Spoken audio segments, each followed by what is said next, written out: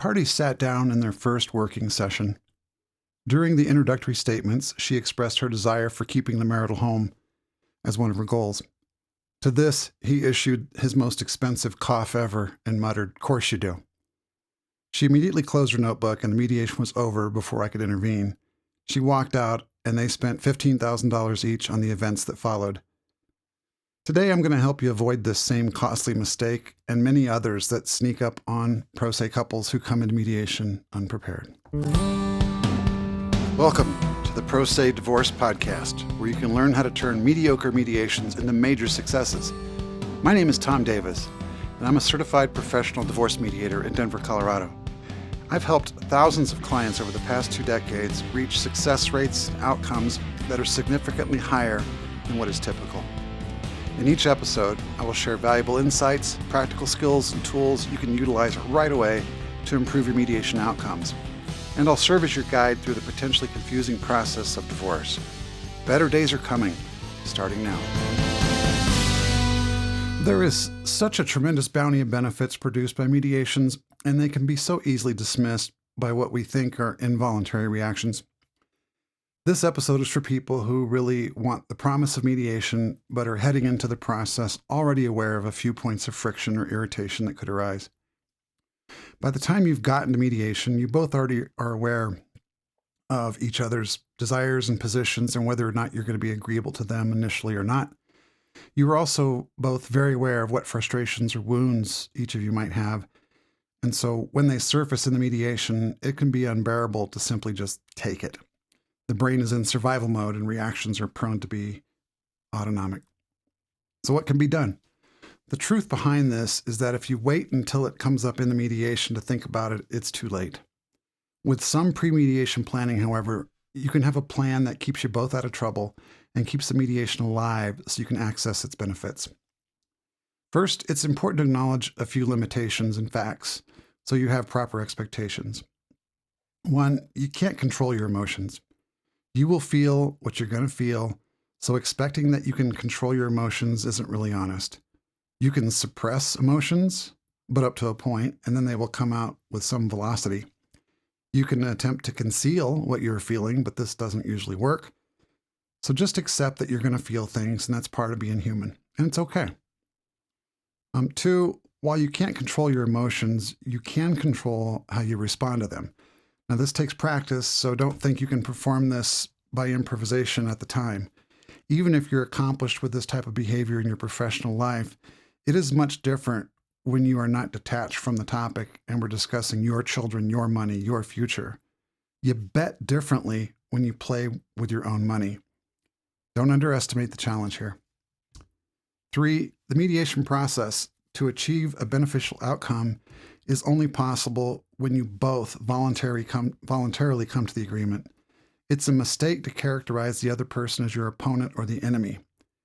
While you may not be on the same page, getting on the same page is the only way you're going to see the benefits of mediation.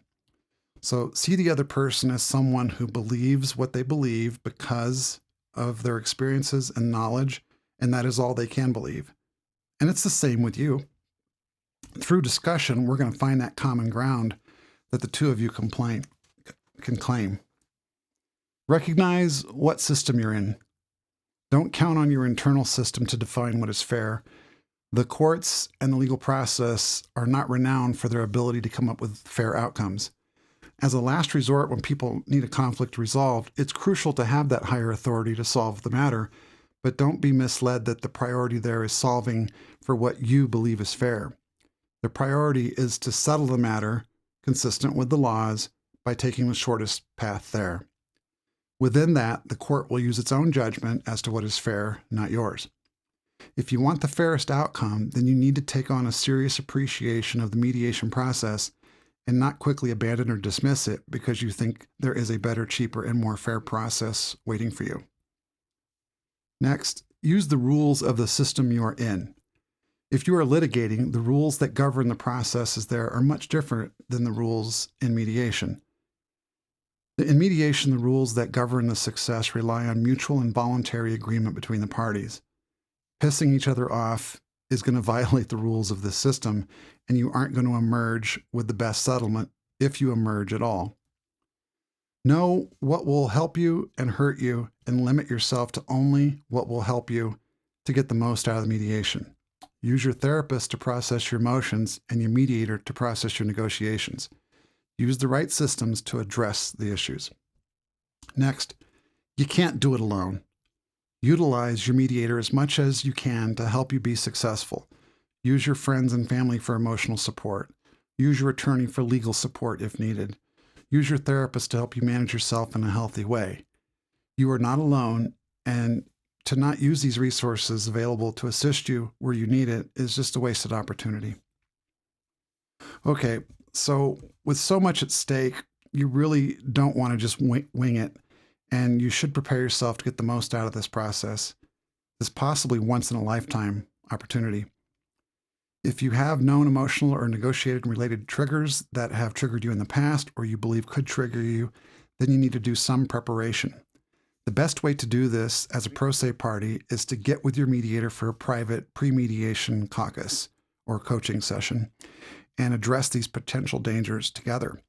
You can come up with a plan that will help you. So how can the mediator help you prepare? Here are some possibilities that have proven valuable in the past. The mediator may suggest using shuttle mediation, where you both are in separate rooms, whether in person or in virtual mediation, and the mediator shuttles back and forth between you carrying the negotiation. This way you can avoid the potential triggers and your responses that could derail the effort.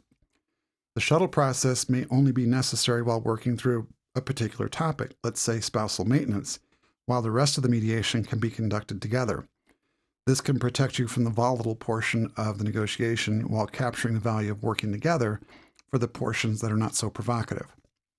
The mediator may assist you with some training or coaching that will help you during a joint mediation session. For example, if you're dealing with a narcissist, the mediator can help you with how to avoid the traps and redirect for positive courses.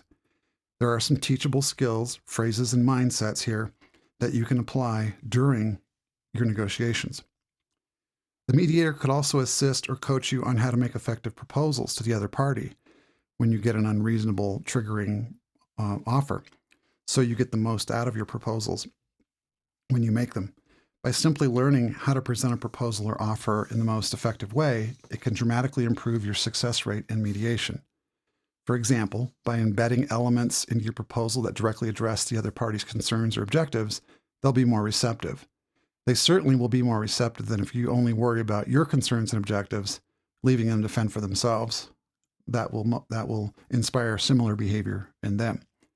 And this kind of coaching improves your ability to connect with the other person to find that common ground. So primarily, you're going to be triggered by one of two types of threats, usually: emotional threats and negotiation or settlement threats. Emotional threats are usually loaded with judgment or blame, come from some previous wound or something like that, or frustrations that have been unresolved. And when there are negotiation threats, they are most likely going to be presented as unreasonable proposals or demands that don't really consider your position. And quite commonly, the two can be entangled into something more complicated, like, because you're a cheater, so emotional trigger, I'm keeping the house, negotiation trigger. By planning for these threats, you can avoid being provoked by them or being beaten down into capitulating to them. It's also responsible to acknowledge that whether it is intentional of the other party or not, usually triggering statements are designed to provoke and unbalance you. This may be how they have tried to manipulate you in the past, so why wouldn't they try it here? So some may attempt to trigger you to get you to blow up and give in to their demands, or blow up and escalate the conflict, which, believe it or not, is exactly what some people want. Don't take the bait. Don't let the other party manipulate you by triggering you into doing what they want. Stay on course in the mediation. These are just stormy waves, and you determine if they're going to capsize you or not. Through proper pre-mediation caucus and coaching, you can learn how to best respond to emotional triggers and negotiation triggers when they come. There are proven strategies and coaching advice that you can leverage so you can stay in the mediation and then get that fair outcome. Whether you take the opportunity to engage in pre-mediation coaching or you don't, and you find yourself triggered in the mediation, here are some panic button phrases that you can have handy to employ instantly before you allow your emotional reaction to make its appearance. You can say, I would like to take a moment to process that before I respond. This is a short moment, a minute maybe less. This notifies everyone that you are assessing how to respond, showing you care about the process and the other person potentially, and to give you just a moment to unplug a bit so you can come back with something more productive than your autonomic emotional response. You can also use the phrase, I need to take a short break now, and then I think I can continue. This inserts a longer break into the conversation, let's say 1 to 5 minutes, maybe longer, where you get up and actually take a walk away from the session. This can be helpful to hide obvious body language or facial expressions that convey your true emotional state and could undermine your negotiation. By physically removing yourself from the conversation and doing breathing exercises and thinking about selecting intentional choices that are more productive, you can return and respond in the way that you control that keeps the negotiation going and not throwing a hand grenade into the session. You can also say, I believe I'm done for the day. That's fair. And I mean, really, whenever you hit this point, if it's 10 minutes in and you're at that point, call it. Because if we push past it, it may not get that much better. And there are things we can do, but it's important to acknowledge when you've hit your limit.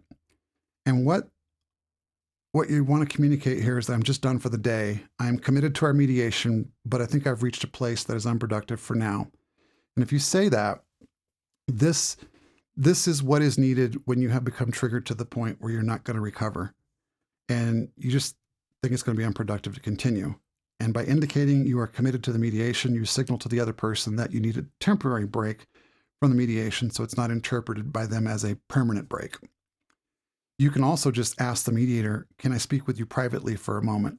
This is useful to get some instant coaching or support from the mediator or to assess what is the next best step given how you feel. Together, you may decide you're done for the day or that the mediation can take a 15-minute break and then attempt to re-engage. Or it may be evident that the parties need to transition to shuttle mediation immediately or on the next session in order to continue. If you have received some training or coaching from the mediator, pre-mediation, then you can take a breath and attempt a validating statement or utilize the questioning strategies that you've discussed to uncover more information. You know how important it is to get a success out of this mediation and what is at stake. You already know you have to avoid negative reactions. Your emotions are valid, and it is true and normal that you can't avoid feeling things. You hopefully acknowledge that you should not wing it in the mediation, and by preparing, you can avoid getting capsized. You also know that there are teachable and usable techniques that you can learn in pre-mediation coaching that are available. And lastly, you know some of the phrases to use in a panic button situation if you get triggered or caught off guard during the mediation. So, then our next episode, we are going to learn how to address a behavior that can ruin a negotiation and how to avoid it. One of the biggest offenders that create foundational and systemic miscommunications is interrupting. We will analyze exactly what this seemingly uncontrollable behavior does to communication, why it has established itself in your communication, the problems it creates, and most importantly, what to do to convert the urge to interrupt into one of your most valuable negotiation skills, something you'll start using in your everyday life once you see its power. This has been Tom Davis. Thank you for joining me today. Remember to protect every accomplishment you make together and that setbacks are just wins in the making. Stay positive. The Pro Se Divorce Podcast is a production of Family Synergy Mediation. The information in these podcasts are opinions only and should not be considered legal advice. Visit myfamilymediation.com to learn more.